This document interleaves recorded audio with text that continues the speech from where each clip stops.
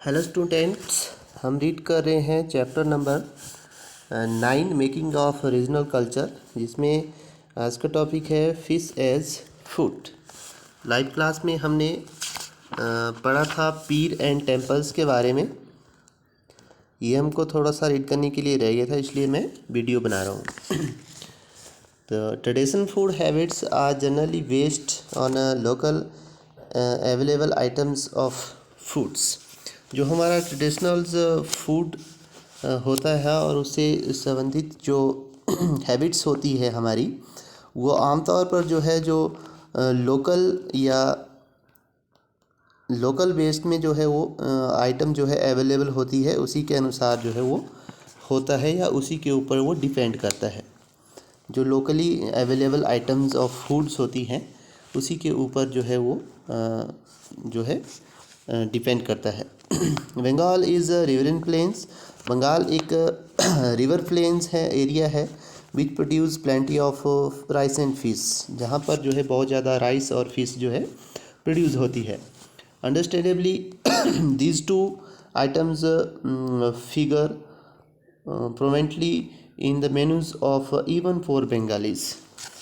इसलिए ये स्वाभाविक है कि ये जो दोनों आइटम्स है ये पुअर बंगालियों की लिस्ट में भी, मेनू में भी जो है ये होता है। मेनू मीन्स भोजन की जो सूची होती है उसमें उसका अच्छा स्थान होता है। Fishing has always been an important occupation and Bengali literatures contain several reference to fishing करना जो है बंगालीज का जो है ऑक्यूपेशंस भी है, इम्पोर्टेंट ऑक्यूपेशंस, और वहाँ के लिटरेचर्स में भी जो है इसको काफ़ी रेफरेंस जो है दिया गया है। What is more terracotta pelcues on the walls of temples at viharas, Buddhist monasteries depict scenes of the fish being dressed and taken to the market in basket. इससे ज़्यादा हम कह सकते हैं कि जो टेम्पल और बौद्ध मठ हैं, बौद्ध विहार हैं, उनकी दीवारों पर जो टेराकोटा मिट्टी की जो पट्टियाँ लगी हुई है, टाइलें लगी हुई है, उनमें भी जो है वुमेंस को जो है फ़िश को क्लीन करते हुए दिखाया गया है और बास्केट में भरकर जो है उनको मार्केट में बेचने के लिए ले जाते हुए उनको शो किया गया है, दिखाया गया है। Brahmanas were not allowed to eat non vegetarian food. ब्राह्मणों को जो है नॉन वेजिटेरियन फूड खाना जो है अलाउड नहीं था। But the popularity of fish in the local diet made the Brahminical authorities relax these prohibitions for the Bengali Brahmins. अब लोकल जो डाइट थी उसमें इस फिश की पॉपुलरिटी की वजह से जो बंगाल के ब्राह्मण थे उनको जो है, जो ब्राह्मण अथॉरिटीज़ थी, उन्होंने थोड़ा रिलैक्स जो है उसमें दे दिया था कि आप जो है मछली या फिश जो है खा सकते हैं। The Brihadharma Purana and 13th century Sanskrit text from Bengali permitted the local Brahmana certain variety of feast.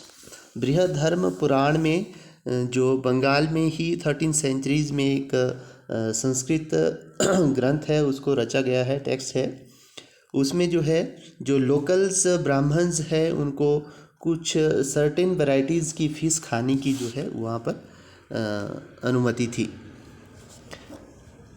तो यहाँ पर हमारा चैप्टर जो है ये क्लोज़ होता है। इसके बाद थोड़ा सा नीचे और है, emergence of nation state in Europe. Europe में जो है नेशन स्टेट की एमर्जेंस के बारे में थोड़ी सी जानकारी जो है यहाँ पर दी गई है, तो इसको भी हम थोड़ा सा समझ लेते हैं। Till the 18th centuries, people in Europe saw themselves as a subject of an empire. 18th centuries तक जो है यूरोप के पीपल जो है अपने आप को एक एम्पायर के रूप में जो है देखने लगे थे। Such as the Austria Hungary empires, जैसे कि ऑस्ट्रिया और हंगरी एम्पायर्स था, और members of church such as the Greek Orthodox church, जो ऑस्ट्रिया हंगरी एम्पायर की तरह अपने आप को देखने लगे थे और किसी चर्च का मेंबर जो है वो मानते थे। और ग्रीक ऑर्थोडॉक्स चर्च का सदस्य जो है लोग अपने आप को मानने लगे थे। But from the late 18th centuries में जो है people also began to identify themselves as member of community that spoke a common language.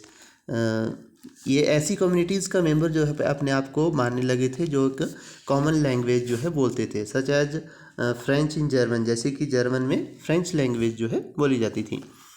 By the early 19th centuries, in Romania, school textbook began to be written in Romani rather than in Greek. इसी तरह early 19th centuries में Romania में जो है जो school text book थी वो Romanian की जगह जो है ग्रीक लैंग्वेज में जो है लिखी जाने लगी। And in Hungarian was adopt as the official language, और हंगरी में जो है हंगरी लैंग्वेज को जो है ऑफिशियल लैंग्वेज के रूप में अडॉप्ट किया गया इंस्टीड ऑफ लैटिन की जगह।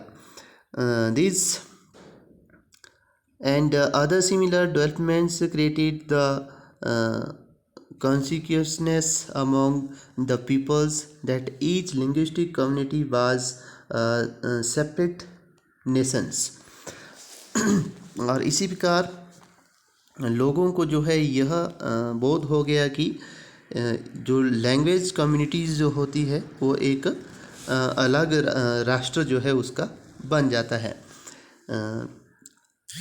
This feeling was strengthened by the movements for Italian and German unifications in the late 19th centuries। इसी तरह 19th centuries के जो लास्ट के जो ईयर्स थे उस समय इटली और जर्मनी का जो यूनिफिकेशंस हुई उसका एकीकरण हुआ। पहले दो अलग अलग देश थे, फिर उनको एक कर दिया गया। इसमें जो मूवमेंट्स हुई इसमें इस तरह की जो भावना थी उसका जो है अधिक प्रभाव जो है इसमें देखने को रहा। तो यहाँ पर हमारा चैप्टर जो है कंप्लीट हो जाता है। इसके बाद जो क्वेश्चन आंसर है उनको व्हाट्सएप के ऊपर सेंड करेंगे और आपने उनको लिख कर जो है मुझे सेंड करना है। Thank you, have a nice day.